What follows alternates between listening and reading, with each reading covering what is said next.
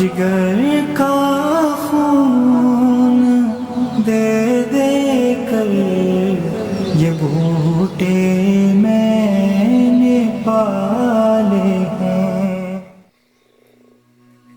محترم ناظرین، السلام علیکم ورحمۃ اللہ وبرکاتہ۔ کہانی کے تسلسل کو برقرار رکھنے کے لیے بغیر کسی تمہید کے قسط نمبر 31 آپ کی سماعتوں کے حوالے۔ بسم اللہ الرحمن الرحیم۔ مجھے اس کی ایک صلاحیت کا اب پتہ چلا ہے، ہرقل نے کہا۔ قسطنطین نے ان قبائلیوں کی لڑکیوں پر دست اندازی کی تھی جو ہماری مدد کو آئے ہیں۔ یوکلس نے ان لڑکیوں کو قسطنطین سے بچا لیا اور تلوار نکال لی تھی۔ اس سے مجھے خوشی ہوئی کہ میرے اس بیٹے میں جرأت بھی ہے اور آزادانہ فیصلہ کرنے کی صلاحیت بھی۔ لیزا خاصی عیار عورت تھی۔ اس کا سب سے زیادہ کارگر حربہ اس کی خوبصورتی تھی، اور پھر اس نے اپنی زبان میں ایسا جادو پیدا کر رکھا تھا جس سے کوئی بچ نہیں سکتا تھا۔ لیکن ہرقل نے اسے ایسے سبز باغ دکھائے کہ وہ اس کی نیت کو سمجھے بغیر اس کی باتوں میں آ گئی، اور جب وہ وہاں سے نکلی تو ایک مسرور اور کامیاب عورت تھی۔ کچھ دیر بعد ہرقل نے یوکلس کو بتایا، اسے ماں بتا چکی تھی کہ اس کے باپ نے اس کے لیے کیا فیصلہ کیا ہے۔ وہ تو بہت خوش تھا۔ میرے عزیز بیٹے، ہرقل نے یوکلس سے کہا، اس روز میں نے تمہیں برا بھلا کہا تھا کہ تم نے اپنے بڑے بھائی کی بے عزتی کی ہے، لیکن تنہائی میں سوچا تو بے اختیار میرے دل میں تمہارے لیے تعریف نکلی کہ تم عقل اور جرأت والے ہو۔ تمہاری وجہ سے قبائل کے لوگ موجود ہیں۔ تم قسطنطین کا ہاتھ نہ روکتے تو ہم اس 30,000 جنگجوؤں کی مدد سے محروم ہو چکے ہوتے۔ میں تمہیں اب اپنے ایک جرنیل انتھونیس کے ساتھ محاذ پر بھیج رہا ہوں۔ اب یہ تمہارا کام ہے کہ اس سے جنگی قیادت کے داؤ پیچ سیکھ لو، پھر تمہیں جرنیل بنا کر چند ایک دستے تمہارے حوالے کر دوں گا۔ ہرقل نے اسے کہا کہ اگلی صبح اسے محاذ کو روانہ ہو جانا چاہیے اور انتھونیس کو بلا کر اس کے متعلق ہدایات دے دی جائیں گی۔ ہرقل کا اپنا ایک جاسوسی اور مخبری کا نظام تھا جس سے اس کے ذاتی حلقے کے افراد بھی ناواقف تھے۔ یہ نظام اتنا خفیہ تھا کہ اس کا اپنا بیٹا قسطنطین بھی اس کے وجود سے آگاہ نہیں تھا۔ دوسرے تیسرے روز ایک مخبر جو فوج کا ہی کوئی عہدیدار ہوتا تھا، ہرقل کے پاس جا کر پوری رپورٹ دیتا تھا۔ ایسا ہی ایک جاسوس ہرقل کے ہاں گیا۔ ہرقل کتنا ہی مصروف کیوں نہ ہوتا اور خواہ وہ سویا ہوا ہی ہوتا، اس کا حکم تھا کہ ایسا کوئی آدمی یہ کہے کہ وہ ایک ضروری بات بتانے آیا ہے تو اسے فوراً اطلاع دی جائے، اگر وہ سویا ہوا ہے تو اسے جگا لیا جائے۔ یہ جاسوس گیا تو ہرقل نے اسے فوراً بلا لیا اور اپنے خاص کمرے میں بٹھا کر دروازہ بند کر لیا۔ تم جانتے ہو میں کیا معلوم کرنا چاہتا ہوں؟ ہرقل نے کہا، بتاؤ کیا خبر لائے؟ ان قبائلیوں پر ابھی بھروسہ نہیں کیا جا سکتا، جاسوس نے کہا۔ ان میں بددلی سی پائی جاتی ہے۔ ان کی لڑکی کا واقعہ ادنا سے ادنا قبائلی تک پہنچ گیا ہے۔ ان لوگوں کا ایک رد عمل یہ دیکھنے میں آیا ہے کہ قسطنطین کو وہ اچھی نظروں سے نہیں دیکھتے، اور اس کا نام آتا ہے تو ان لوگوں کے چہروں پر خفگی اور ناراضگی کے تاثر آ جاتے ہیں۔ تمہاری اپنی رائے کیا ہے؟ ہرقل نے پوچھا۔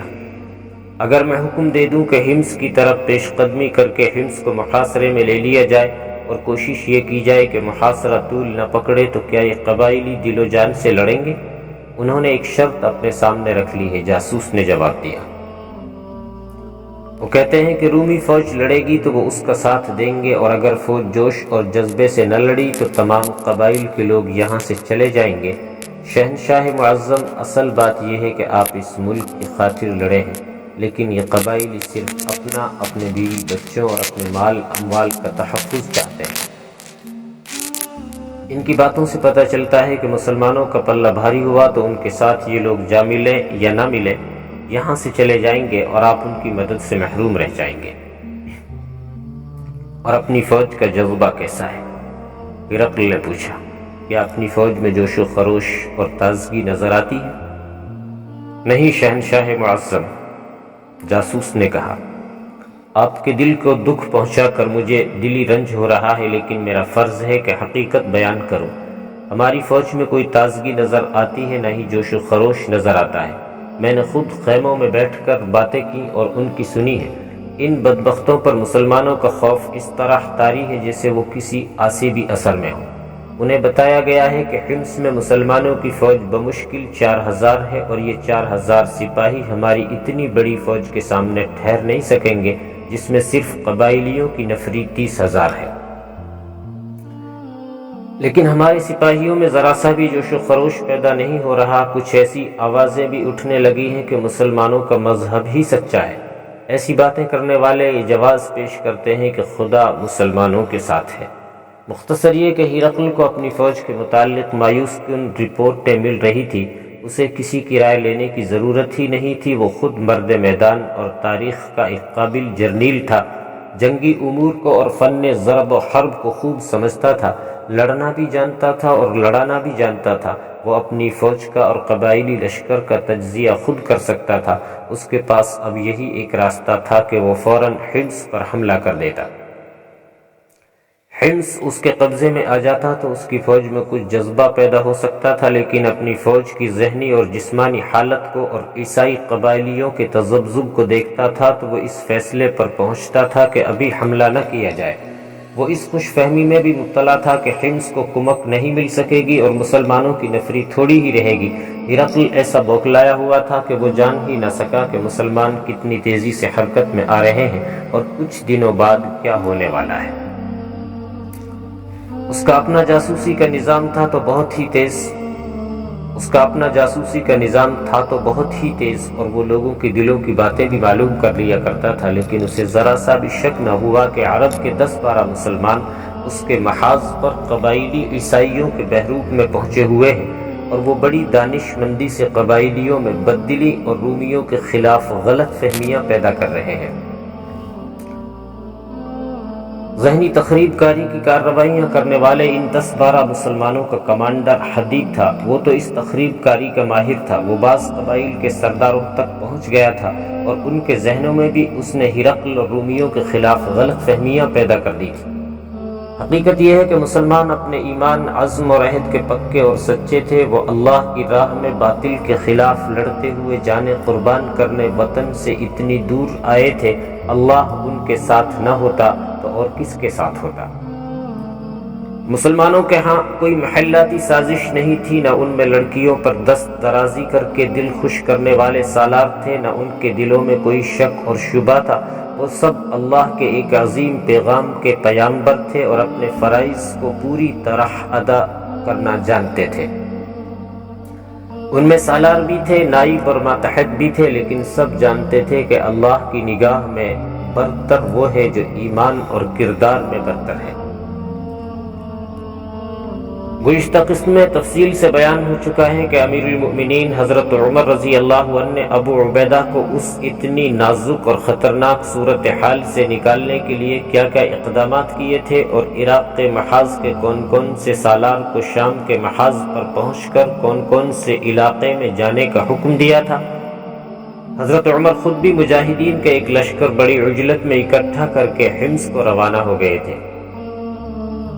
امیر المؤمنین نے ایک قاصد کو اس ہدایت کے ساتھ حمص کو بھیج دیا تھا کہ کمک بھی آ رہی ہے اور میں بھی آ رہا ہوں، اور وہ اتنی تیز جائے جسے اڑ کر حمص پہنچا ہو۔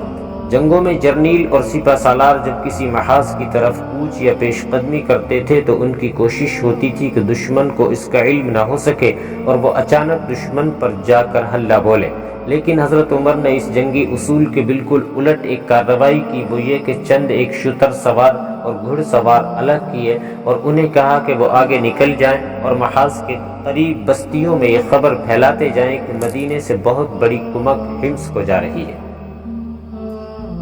امیر المؤمنین نے یہ بھی کہا کہ الجزیرہ میں وہ خاص طور پر یہ خبر پھیلائیں اور یہ بھی کہ عراق سے کچھ سالار دستے لے کر حمص اور بزنطیہ کی طرف جا رہے ہیں۔ حضرت عمر اپنے کوچ کی یہ تشہیر اور نمائش اس خیال کے پیش نظر کر رہے تھے کہ انہیں پتہ چل گیا تھا کہ ہرقل میں اتنا دم خم نہیں رہا کہ وہ اب کہیں بھی مجاہدین کے ساتھ ٹکر لے سکے یا کہیں جوابی حملہ کر سکے۔ مدینہ سے روانگی سے کچھ پہلے امیر المؤمنین نے اپنے مصاحبوں سے کہا تھا کہ ہرقل کی فوج کی کمر ٹوٹ چکی ہے اور وہ اتنا زیادہ جانی نقصان اٹھا چکی ہے کہ اب اس کا لڑنے کا جذبہ مر ہی گیا ہوگا۔ امیر المؤمنین اپنی اور کمک کی آمد کی زیادہ تشہیر الجزیرہ کے ان عیسائی قبائل میں کرنا چاہتے تھے جنہوں نے ہرقل کو 30,000 نفری کا لشکر دیا تھا۔ اس تشہیر کا مقصد یہ تھا کہ یہ قبائل ڈر جائیں کہ مسلمان ان کی بستیوں کو تباہ کر دیں گے، اور یہ سوچ کر وہ ہرقل کا ساتھ چھوڑ دیں گے۔ یہ صحیح طور پر بتانا ممکن نہیں کہ امیر المؤمنین کا قاصد کتنے دنوں بعد حمص پہنچا تھا۔ بہرحال وہ بہت ہی تیزی سے سفر کرتا حمص پہنچ گیا، اور ابو عبیدہ کو یہ خبر سنائی کہ کمک پہنچ رہی ہے، اور امیر المؤمنین ایک لشکر ساتھ لے کر خود بھی آ رہے ہیں۔ قاصد نے انہیں یہ بھی بتایا کہ حمص کو اور کمک کہاں کہاں سے مل رہی ہے، اور یہ بھی کہ قبائلی علاقوں میں بھی سالار اپنے دستے لے کر پہنچ گئے ہیں۔ تصور میں لایا جا سکتا ہے کہ ابو عبیدہ نے کس طرح سکھ اور چین کا سانس لیا ہوگا۔ وہ تو سپہ سالار تھے، وہاں کوئی چھوٹے سے چھوٹا مجاہد بھی جیتی ہوئی بازی ہارنا نہیں چاہتا تھا۔ ابو عبیدہ نے مجاہدین کو صورتحال سے آگاہ کر دیا تھا کہ اب پسپائی سے بچنے کا ایک ہی راستہ رہ گیا ہے کہ جانیں قربان کر دو۔ ہر مجاہد نے عہد کر لیا تھا فتح یا موت۔ ان حالات میں امیر المؤمنین کا قاصد ابو عبیدہ کو یوں نظر آنے لگا جیسے اللہ نے آسمان سے رحمت کا فرشتہ اتارا ہو۔ خالد بن ولید بھی 4,000 گھڑ سواروں کے ساتھ حمص پہنچ چکے تھے۔ خالد بن ولید خطرے مول لینے والے سالار تھے۔ انہوں نے مشورہ دیا تھا کہ باہر نکل کر لڑیں گے، لیکن ابو عبیدہ اور دوسرے سالاروں نے یہ مشورہ قبول نہیں کیا۔ اب اطلاع ملی کہ اللہ کی مدد امیر المؤمنین کی صورت میں آ رہی ہے تو خالد بن ولید بہت ہی خوش ہوئے کہ اب باہر نکل کر لڑنے کا موقع ملے گا۔ امیر المؤمنین کا یہ قاصد واپس چلا گیا، اور ایک ہی دن کے وقفے سے دوسرا قاصد آ گیا۔ امیر المؤمنین حضرت عمر نے اس دوسرے قاصد کو اس پیغام کے ساتھ بھیجا تھا کہ ابو عبیدہ اپنے ذرائع سے رومیوں کے محاذ پر یہ خبر پھیلا دیں کہ عراق سے کمک آ گئی ہے، اور بہت سے دستے الجزیرہ کے قبائلی علاقوں میں پھیل گئے ہیں۔ امیر المؤمنین نے خاص طور پر یہ ہدایت بھیجی کہ ان قبائل کا جو لشکر ہرقل کے پاس پہنچ گیا ہے، اس لشکر پر یہ خطرہ سوار کر دیا جائے کہ مسلمانوں کے جو دستے الجزیرہ میں گئے ہیں وہ وہاں کی بستیاں اجاڑ دیں گے، جس کی وجہ یہ ہے کہ یہ سارا علاقہ اب مسلمانوں کے تسلط میں ہے، اور اس علاقے کے جو لوگ رومیوں کی مدد کے لیے چلے گئے ہیں وہ غدار ہیں، اور انہیں اس غداری اور بغاوت کی سزا دی جائے گی جو یہ ہوگی کہ ان کی بستیاں اجاڑ دی جائیں گی اور مویشیوں پر مسلمان قبضہ کر لیں گے۔ یہ ایک نفسیاتی یلغار تھی، یہ ایک نفسیاتی حملہ تھا جو امیر المؤمنین رومیوں اور ان کے قبائلی اتحادیوں پر کر رہے تھے۔ ابو عبیدہ نے تو پہلے ہی 10-12 مجاہدین قبائلی لشکر میں بددلی پیدا کرنے کے لیے بھیج رکھے تھے۔ اب انہیں امیر المؤمنین کی یہ ہدایت ملی تو انہوں نے ایک اور مجاہد کو یہ ساری ہدایت سمجھا کر رومیوں کے محاذ پر بھیج دیا۔ یہ قاصد قبائلی عیسائیوں کے بھیس میں روانہ ہو گیا۔ اسے حدید کے پاس پہنچنا تھا اور باقی کام حدید اور اس کے ساتھیوں کو کرنا تھا۔ رومی فوج اور عیسائی قبائلی پہاڑوں کے اندرونی علاقے میں اس طرح خیمہ زن تھے کہ حمص ان کے محاصرے میں تھا، لیکن وہ حمص سے ابھی کئی میل دور تھے۔ اس سارے لشکر کو ہرقل کے حکم پر حمص کی طرف پیش قدمی کرنی تھی اور حمص کو محاصرے میں لے لینا تھا۔ ابو عبیدہ کا بھیجا ہوا یہ قاصد وہاں پہنچا تو قبائلی اسے اپنا ہی آدمی سمجھ کر دوڑے آئے اور اسے گھیر لیا۔ وہ اس سے پوچھنے لگے کہ وہ کہاں سے آیا ہے اور اپنے علاقے کے حالات کیسے ہیں۔ ان کی باتوں سے قاصد کو اندازہ ہوا کہ انہیں پہلے ہی خبر مل چکی ہے کہ مسلمانوں نے الجزیرہ کی بستیوں پر حملہ کر دیا ہے اور وہاں کے حالات ٹھیک نہیں۔ قاصد نے انہیں بتایا کہ حالات بہت برے ہیں اور مسلمان تعزیری کارروائی کے طور پر بستیاں اجاڑ رہے ہیں۔ مختصر یہ کہ قاصد نے اچھی خاصی دہشت پھیلا دی اور پھر وہ ڈھونڈتا ہوا حدید تک بھی پہنچ گیا۔ حدید بھی قبائلی عیسائی بنا ہوا تھا۔ قاصد نے اسے ابو عبیدہ کا پیغام دیا۔ حدید نے اسے بتایا کہ وہ واپس چلا جائے اور سپہ سالار ابو عبیدہ کو تسلی دے کہ جو طریقہ کار انہوں نے بتایا ہے اس پر پہلے ہی عمل ہو رہا ہے اور اس میں جھوٹ بولنے کی ضرورت ہی نہیں پڑی، کیونکہ الجزیرہ سے خود عیسائی خبریں لے کر پہنچ گئے ہیں اور اس تمام 30,000 لشکر کو پتہ چل چکا ہے کہ پیچھے خیریت نہیں۔ قاصد واپس آ گیا اور حدید اور اس کی مختصر سی اس جماعت نے جلتی پر خوب تیل ڈالا اور قبائلیوں کے لشکر پر دہشت طاری کر دی۔ محاذ پر یہ قبائلی کسی ایک جگہ اکٹھے نہیں تھے، وہ تو میلوں لمبائی میں رومی فوج کے ساتھ پھیلے ہوئے تھے۔ ایک افواہ اٹھتی تھی جو تیز ہوا کی طرح دور دور تک پھیلے ہوئے قبائلیوں تک پہنچ جاتی تھی۔ کوئی بھی اس کی تصدیق کرانے کی ضرورت نہیں سمجھتا تھا، ہر ایک کی زبان پر یہی ایک افواہ ہوتی تھی، اس لیے ہر کوئی اسے سچ مانتا تھا۔ قبائلی پہلے ہی رومیوں سے بددل ہو چکے تھے، ان کے دلوں میں رومیوں کے متعلق جو شکوک و شبہات پیدا ہو گئے تھے انہیں حدید اور اس کی جماعت نے مزید پکا کر دیا تھا، اور یہ شکوک یقین کی صورت اختیار کر گئے تھے۔ اصل میں بات یہ پیدا کر دی گئی تھی کہ وہ جو لڑائی لڑنے آئے ہیں وہ رومیوں کے مفادات کی لڑائی ہے، اور ان میں ان کے لیے نقصان ہی نقصان ہے۔ یہ قبائلی تو اپنا تحفظ چاہتے تھے، اب انہیں یہ خبریں ملی کہ مسلمانوں کا لشکر ان کے علاقوں پر حملہ آور ہو گیا ہے، تو قبائلی سرداروں کا ایک وفد ہرقل کے پاس گیا۔ یہ خبریں ہرقل تک بھی پہنچ چکی تھی۔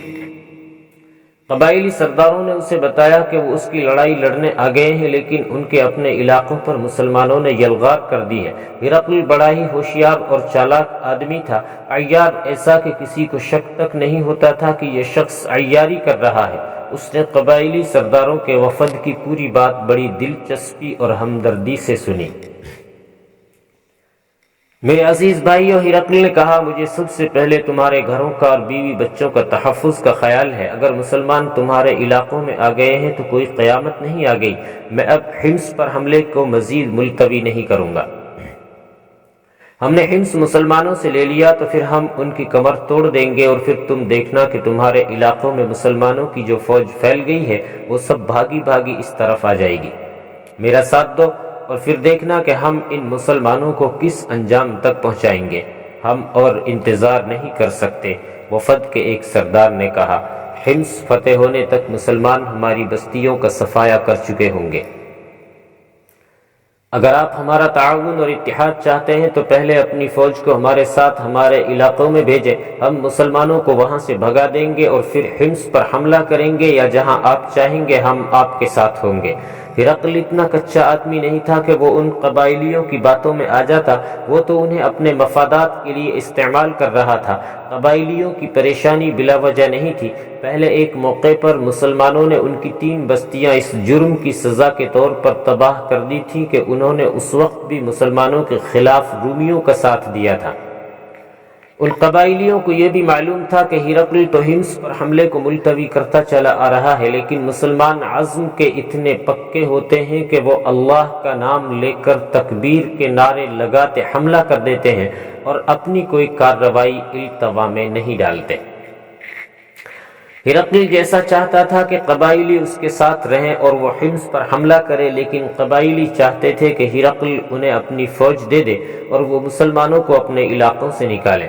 ہرقل نے زبان سے یہ داؤ آزمایا، بڑے پیار اور بظاہر دلی ہمدردی سے بھی انہیں قائل کرنے کی کوشش کی، لیکن قبائلی سردار جو پہلے ہی رومیوں سے بددل ہو گئے تھے اس کی باتوں میں نہ آئے، اور یہ مذاکرات کسی نتیجے پر پہنچے بغیر ختم ہو گئے۔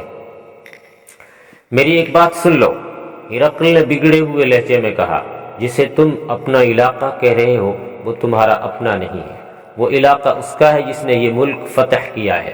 پہلے تم میرے زیر تسلط تھے، اب اس علاقے پر مسلمان قابض ہو گئے ہیں، لہٰذا تم آزاد نہیں ہو۔ اگر تم لوگوں میں ہمت اور غیرت ہے تو مسلمانوں کے خلاف بغاوت کر دو، وہ نئے نئے آئے ہیں اور ابھی یہاں کا نظام انہوں نے نہیں سنبھالا، اس بد نظمی سے فائدہ اٹھاؤ اور باغی ہو جاؤ۔ سردار وہاں سے آگے، وہ ہرقل سے ملنے بزنطیہ گئے تھے، اور جو محاذ سے خاصا دور تھا، واپس محاذ تک پہنچتے پورا دن اور آدھی رات گزر گئی تھی۔ وہ محاذ پر پہنچے تو انہیں اطلاع ملی کہ قبائلیوں کی بیشتر نفری یہاں سے رخصت ہو چکی ہے اور سب اپنے اپنے علاقے کی طرف چلے گئے ہیں۔ ان سرداروں نے بھی بوریا بستر سمیٹا اور روانہ ہو گئے۔ انہیں یہ بھی بتایا گیا کہ وہ اپنی لڑکیوں کو ساتھ لے گئے ہیں۔ تو ناظرین، یہ قسط نمبر 31 اختتام کو پہنچی۔